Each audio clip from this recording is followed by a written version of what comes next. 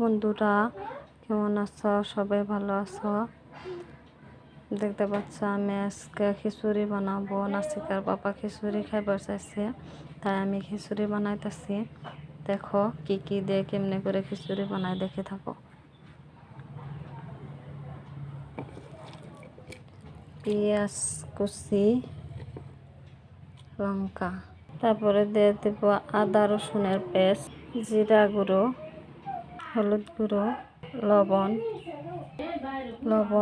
গরম মশলা, বিরিয়ানি মশলা, গোটা মশলা, গোটা গরম মশলা। এখন দিয়ে দেব খাঁটি সর্ষের তেল, মাখিয়ে নেব। তো পরিমাণ মতো পানি দিয়ে দিচ্ছি।